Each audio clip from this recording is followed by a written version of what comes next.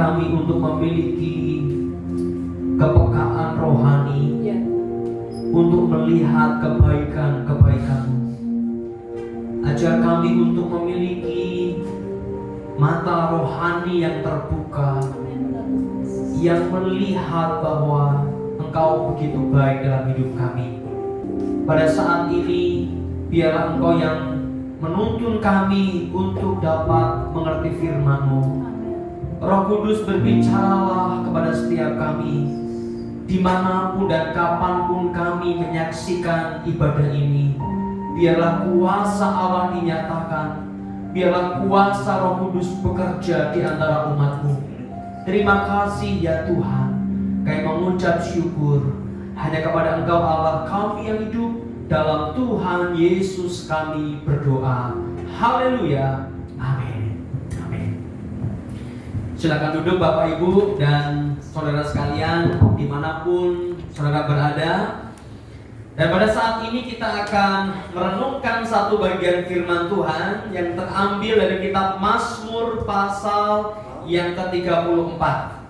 Mari bersama-sama kita akan membuka Alkitab kita dan kita akan merenungkan satu bagian firman Tuhan dari kitab Mazmur pasal 34 ayat 9 sampai ayat yang ke-11. Mazmur pasal 34 ayat 9 sampai 11. Demikian firman Tuhan. Kecaplah dan lihatlah betapa baiknya Tuhan itu.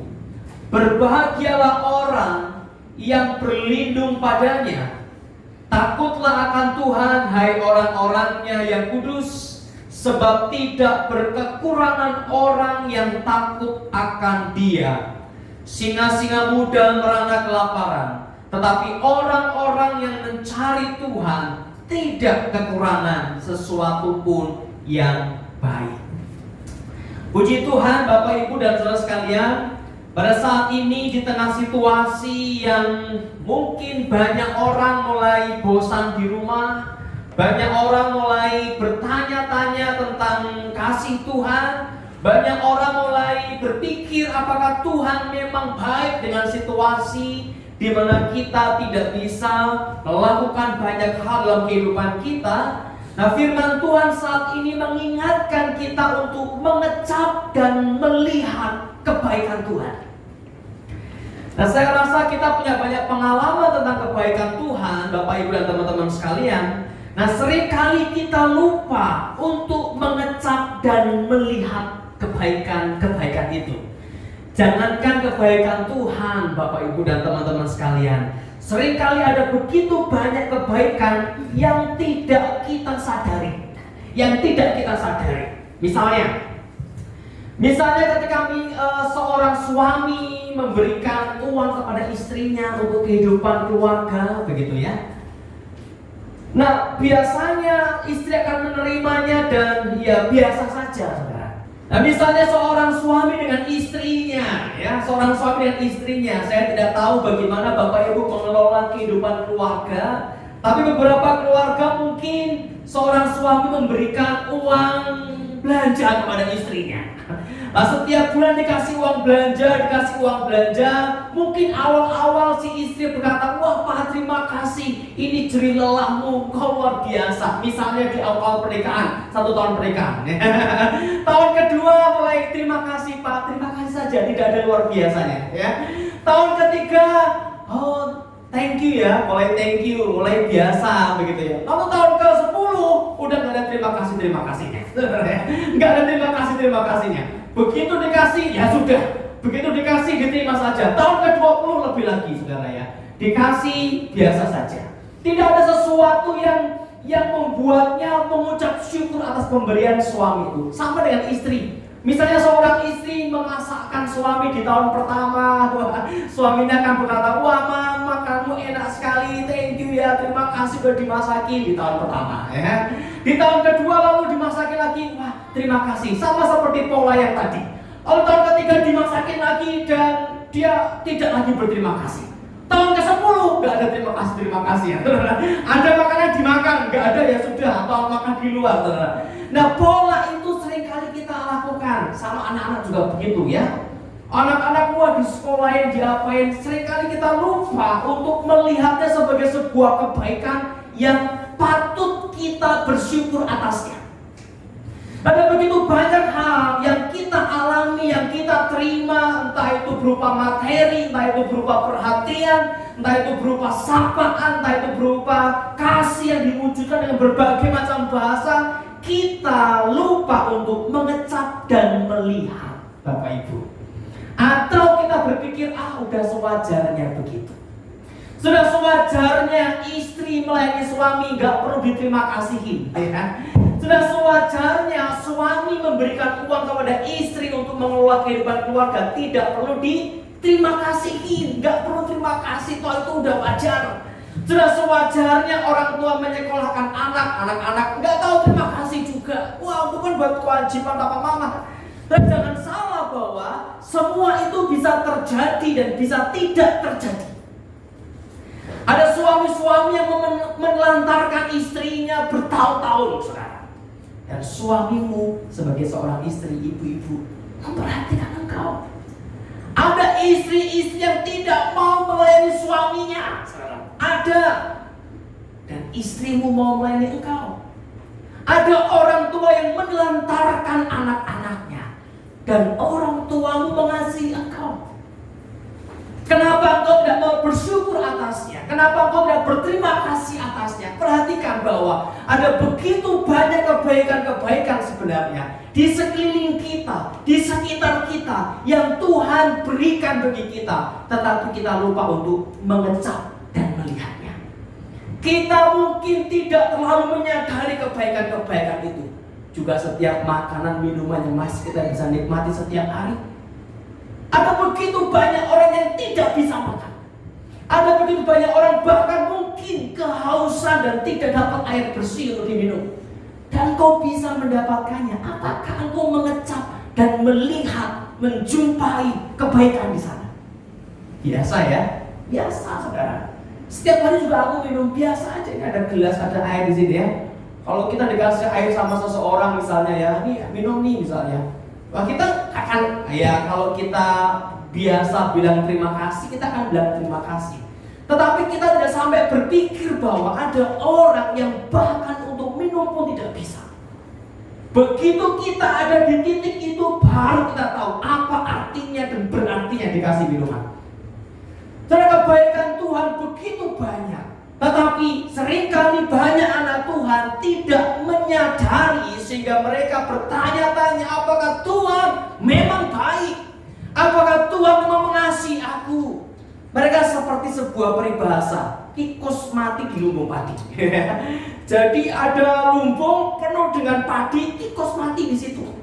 Padahal dia ada banyak padi, banyak makanan, banyak kebaikan.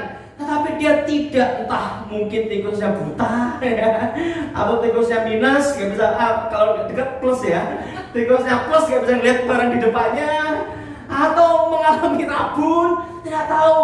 Tetapi si tikus tidak bisa melihat kebaikan-kebaikan di sekitarnya, berkata, oh mana kebaikanmu, mana kebaikanmu terhadap Tuhan. Seringkali kita pun seperti itu, Bapak Ibu.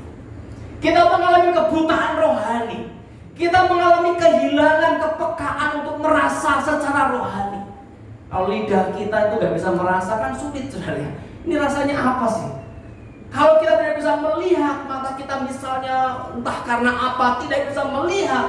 Entah ada pemandangan sebagus apapun, entah ada mungkin kita diajak jalan-jalan kemana, kita tidak bisa melihat. Kenapa? Bukan soal tidak ada pemandangan di sana. Bukan soal tidak ada sesuatu yang bisa dinikmati sana. Persoalannya adalah mata kita tidak bisa melihat. Nah, kebaikan Tuhan berlimpah-limpah sesungguhnya, tetapi persoalannya mata rohani kita tertutup. Tertutup.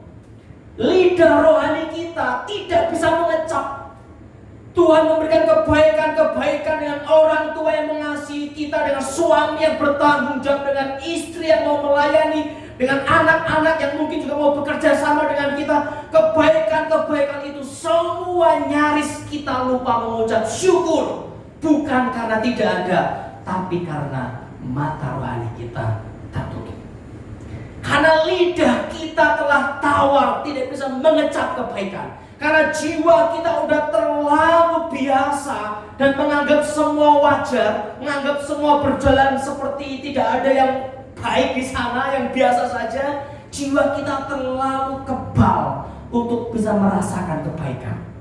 Nah, sehingga pemazmur berkata, kecap dan lihat betapa baiknya Tuhan itu. Kecap dan lihat betapa baiknya Tuhan itu. Mengapa statement ini penting? Mengapa mengecap dan melihat ini penting? Karena kita telah terbiasa menganggap semua berjalan wajar, tidak ada kebaikan. Maka Bapak Ibu yang dikasihi Tuhan, hal pertama yang kita perlu miliki untuk menyadari kebaikan Tuhan adalah kita perlu memberi kesempatan, momen. Kita perlu punya momen, punya waktu, punya kesempatan untuk merenungkan setiap kebaikan. Kita perlu punya waktu untuk menyadari setiap kebaikan-kebaikan Tuhan. Saudara, setiap hari misalnya dari bangun pagi sampai tidur lagi, apakah kau punya momen untuk menyadari, oh Tuhan baik ya, oh dalam hal ini kok Tuhan bisa campur tangan ya? Apakah kau pernah punya momen itu? Atau kau sibuk dari pagi sampai malam, wah pagi bangun, sekarang gak bisa kemana-mana ya. Di rumah tapi juga gak ada momen ya. Di rumah sibuk misalnya sibuk ngapain lah, sibuk nonton, sibuk main game apa. Wah pokoknya pagi sampai malam tidak pernah punya waktu untuk mengecap sesuatu yang membuat kita ingat akan kebaikan Tuhan. Dan jangan salah, banyak sekali anak-anak Tuhan yang tidak punya waktu untuk merenungkan kebaikan Tuhan. Ada banyak orang Kristen yang akhirnya mereka meninggalkan Tuhan karena merasa bahwa Tuhan, di mana kebaikan-Mu? Mereka seperti tikus tadi yang mati di antara banyak padi. Mereka tidak bisa melihat kebaikan Tuhan di tengah-tengah berlimpah-limpahnya kebaikan Tuhan. Tadi saya sampaikan, misalnya suami yang mengasihi istrinya, bukankah itu kebaikan Tuhan? Karena ada begitu banyak kasus yang saya juga sampaikan di awal tadi, bahwa ada begitu banyak kasus suami yang meninggalkan istrinya. Suami masih ada bersama-sama dengan kau. Seandainya mungkin, oh Pak, tapi suamiku udah meninggalkan aku sekarang. Suamiku udah gak tahu kemana sekarang. Apakah Tuhan masih baik? Lihat bagaimana orang tuamu masih mau mendampingi engkau di tengah-tengah krisis. Bukankah itu juga kebaikan Tuhan? Wah lagi misalnya suamiku udah pergi, orang tuaku juga meninggalkan aku, Pak. Aku sendiri. Benarkah engkau sendiri? Kau masih bisa bertahan sampai hari ini tanpa suamimu, tanpa dukungan orang tuamu. Engkau masih bisa bertahan hingga hari ini. Coba perhatikan, renungkan momen demi momen, waktu demi waktu, kesempatan demi kesempatan, berkat demi berkat yang menghampiri engkau, bahkan di tengah-tengah nyaris engkau gak bisa makan seandainya, dan akhirnya Tuhan memberkati. Bukankah itu kebaikan? Karena dalam renungan ada begitu banyak kebaikan-kebaikan sesungguhnya. Nah, persoalannya adalah apakah kita punya momen, kita punya waktu untuk merenungkan kebaikan demi kebaikan. Bukan hanya misalnya kalau kita berdoa, ayo dong berdoa, kita berdoa, tapi doa kita seringkali hanya berhenti di bibir dan otak kita berdoa seperti itu, tapi jiwa kita tidak merasakan berkat. Kita makan ya, biasa kita doa makan dengan keluarga kita, ya doa lewat saja. Tapi jiwa kita tidak mengecap ada kebaikan Tuhan di sana. Kita mendapatkan sesuatu misalnya, ya kita bersyukur seperti orang bersyukur seperti pada umumnya, dan tidak ada sesuatu yang membuat kita, jiwa kita itu merasakan kebaikan lebih dalam lagi. Nah, kita perlu punya waktu, Bapak Ibu. Saudara perlu punya waktu. Coba renungkan, benarkah Tuhan itu tidak baik buat engkau? Coba renungkan, momen demi momen, di mana engkau bisa bertahan sampai hari ini. Dengan orang-orang di sekitarmu, dengan keluargamu, perhatikan.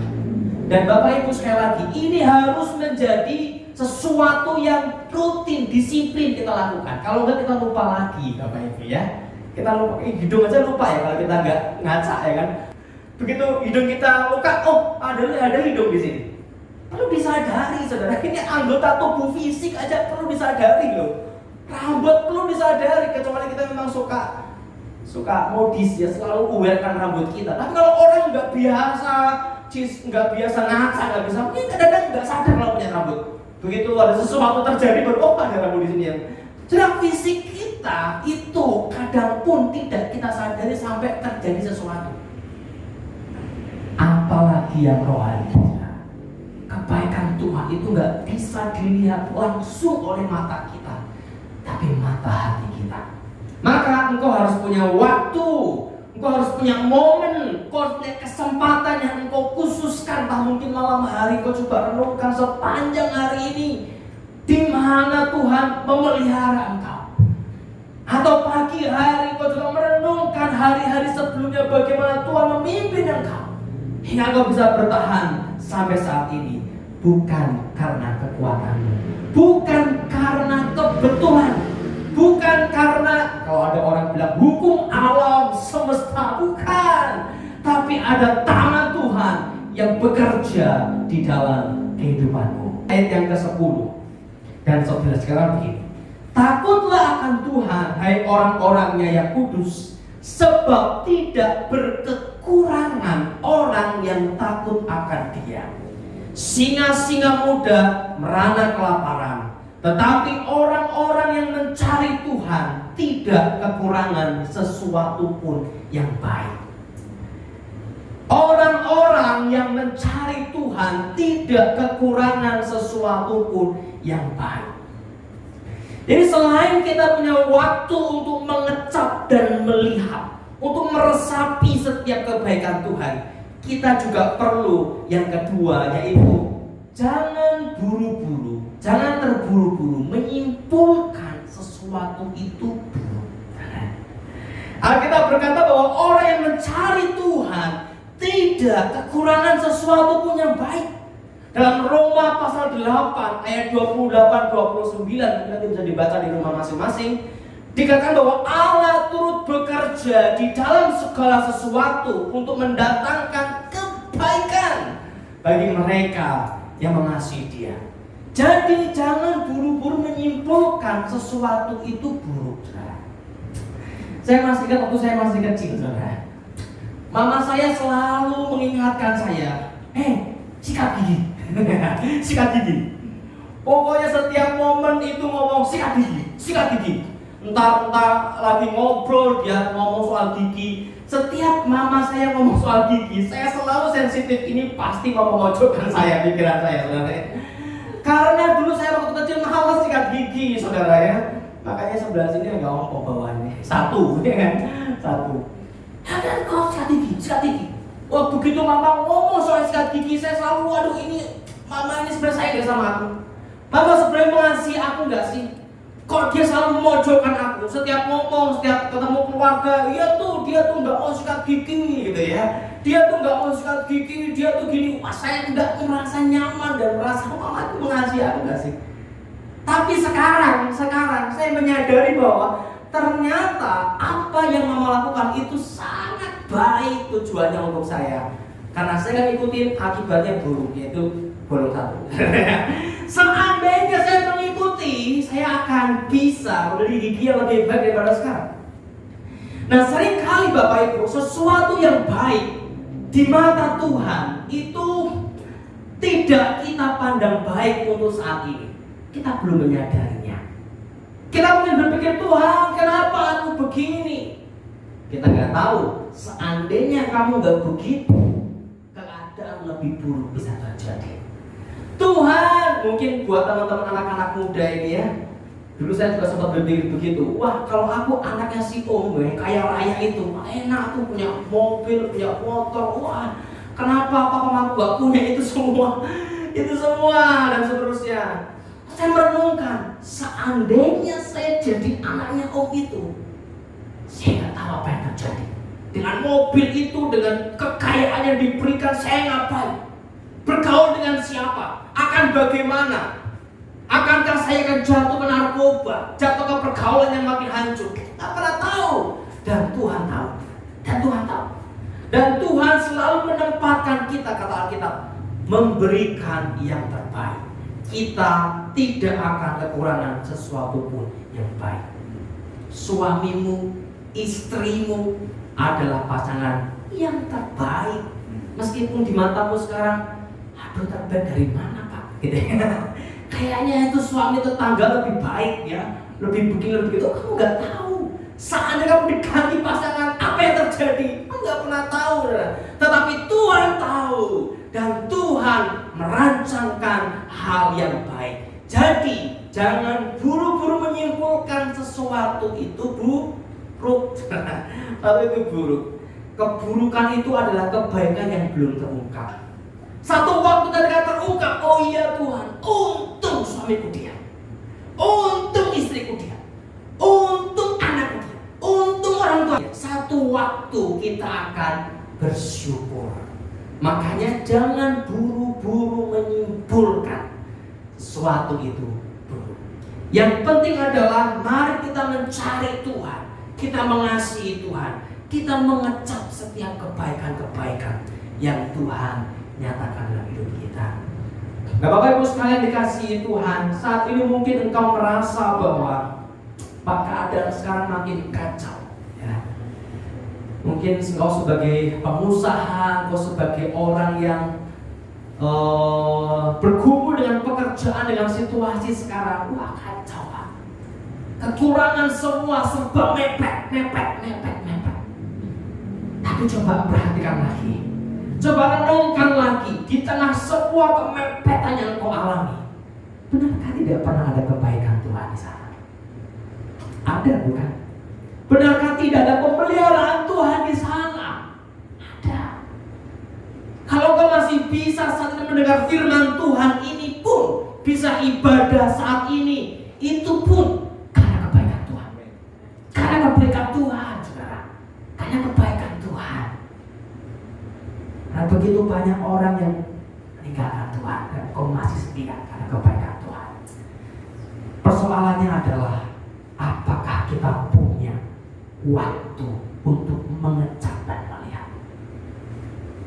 Kalau hari-harimu terlalu sibuk, mari dengan ketat engkau siapkan menit-menit tertentu di sepanjang hari untuk merenungkan dan mengecap. Dirasa, saudara, dirasa. Wah, misalnya istri menyiapkan makanan, coba ada momen untuk sekian detik atau sekian menit untuk merenungkan. Wah, terima kasih ya, terima kasih Tuhan. Sebagai seorang istri, suami kita entah melakukan apa, sesuatu yang baik, coba engkau itu dirasa, saudara, kan dirasain, dikecap, dirasakan, dilihat. Punya waktu sekian detik untuk merasakan, wah baik banget ya, baik banget, perhatian ternyata ya. Nah, ketika kita punya momen waktu untuk merenungkan itulah, kita akan melihat bahwa ternyata kita hidup di dalam kebaikan demi kebaikan yang Tuhan berikan dalam hidup kita.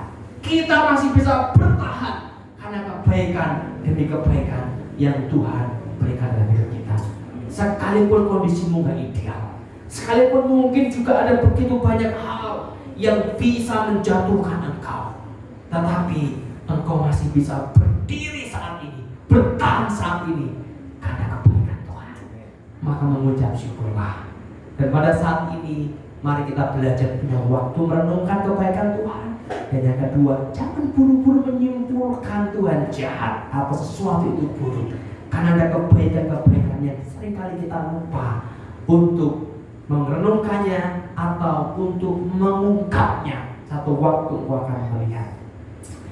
Terus saya ingin mengakhiri dengan sebuah kisah tentang Tuhan Yesus ketika Yesus mengajar tentang doa. Tuhan berkata seperti ini.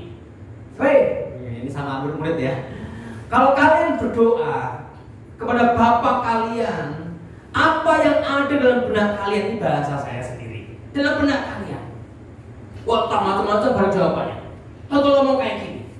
Coba kamu perhatikan Bapa kamu yang di dunia. Misalnya anaknya minta roti, kira-kira bapakku ngasih apa?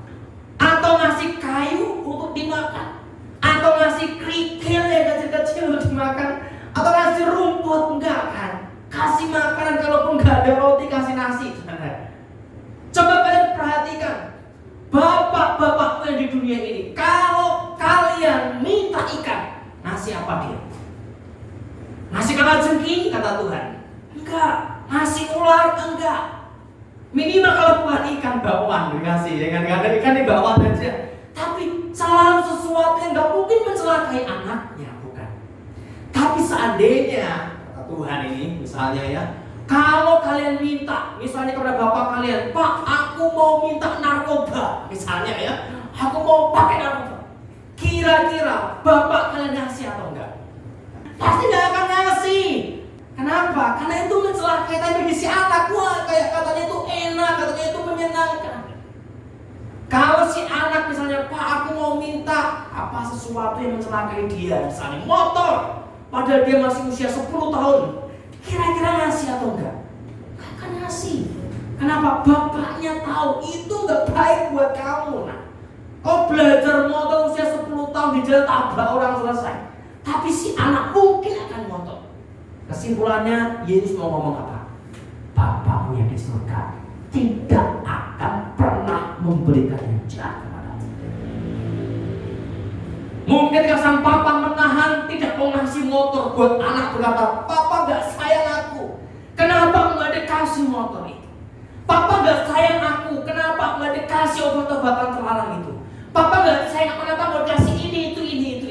Mungkin dia akan berkesimpulan papanya jahat, tapi papanya tetap bertahan. Tidak, papanya tahu apa yang terbaik. Saudara, kalau pengalaman dulu saat ini mungkin sedang tidak ideal, jangan buru-buru menyimpulkan dia bapak yang jahat.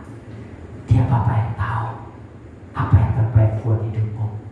Maka mari kita renungkan kembali, kebaikan Tuhan dalam hidup kita. Amin.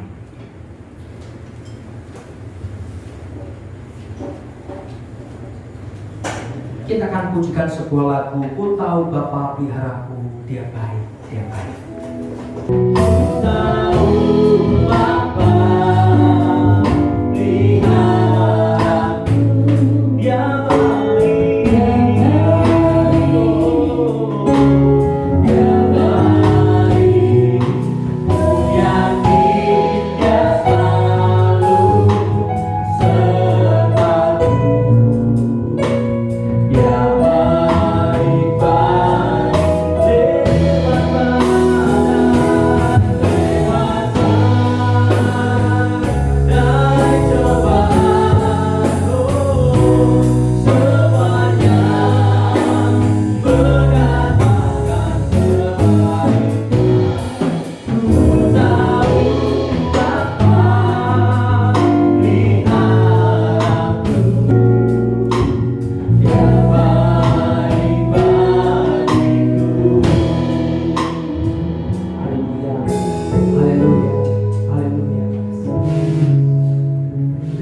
Ibu dan saudara sekalian,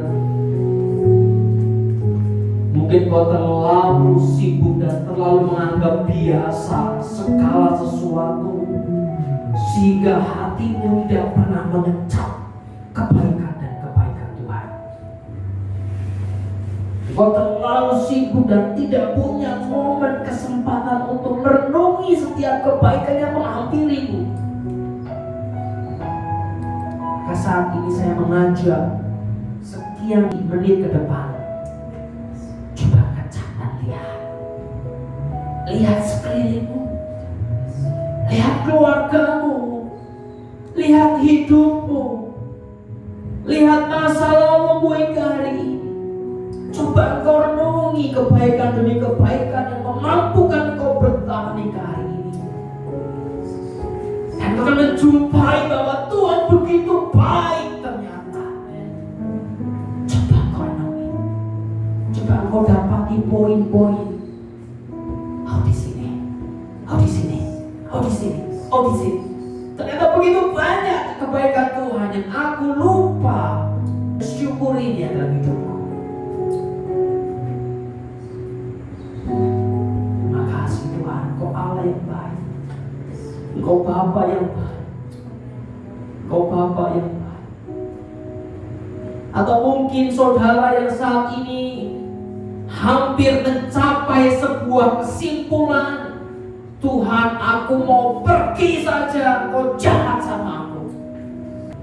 Coba kau berhenti sejenak dan renungkan kembali, benarkah dia Bapa yang jahat? Iya, dia jahat.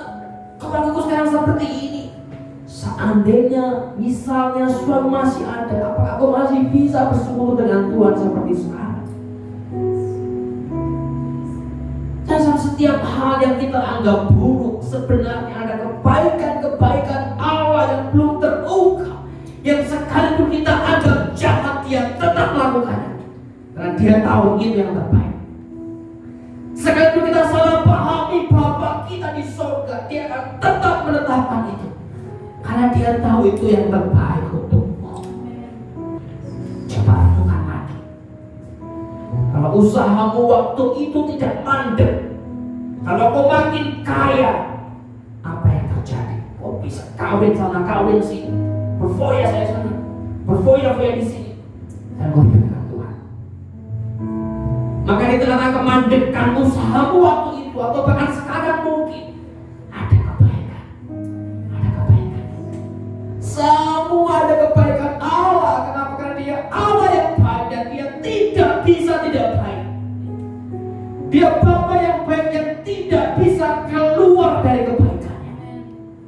Dan Yesus berkata, kalau Bapamu yang di dunia tidak bisa tidak mengasihi, pasti mengasihi, apalagi Bapamu yang di surga.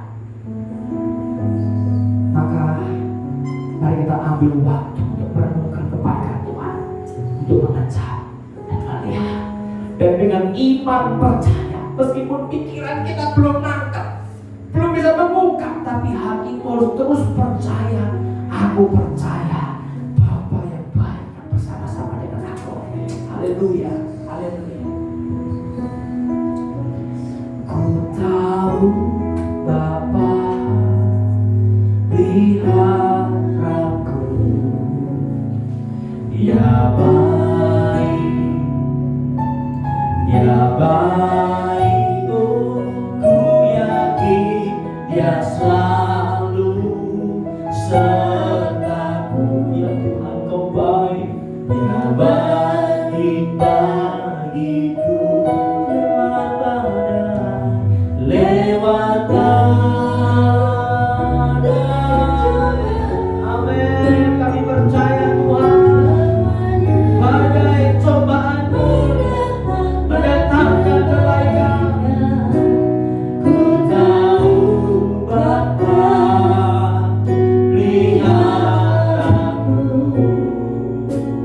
Dia baik bagiku, lewat badai, lewat badai,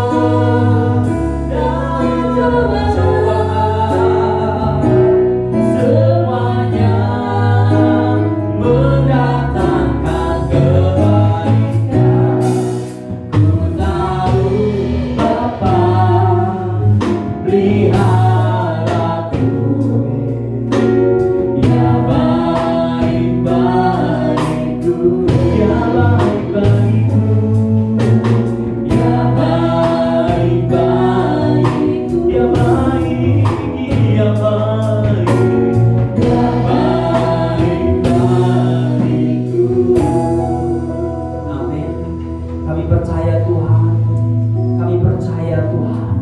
Engkau Bapa yang baik. Roh Kudus berikan kepada kami komitmen untuk merenungkan, mengecap dan melihat setiap kebaikan. Roh Kudus tolong kami agar hati kami terus percaya Dia Bapa yang baik, Bapa yang tidak pernah merancangkan kejahatan. Terima kasih Bapa. Yang mengucap syukur hamba telah berhenti berbicara. Biarlah Roh Kudus terus mengingatkan dan membuat kami mengerti akan kehendak Bapa dalam hidup kami. Terima kasih Bapa. Hanya kepada Engkau kami berdoa di dalam Tuhan Yesus Kristus. Haleluya. Amin.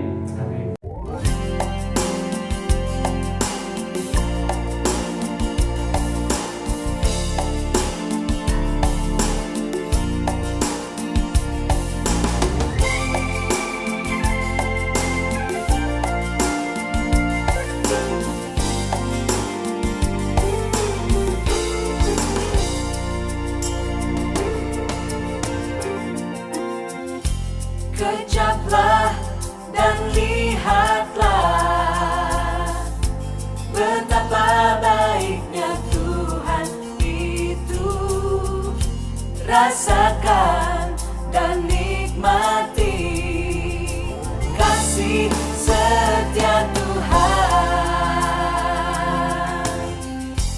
Kecaplah dan lihatlah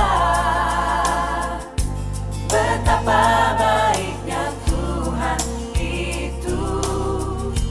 Rasa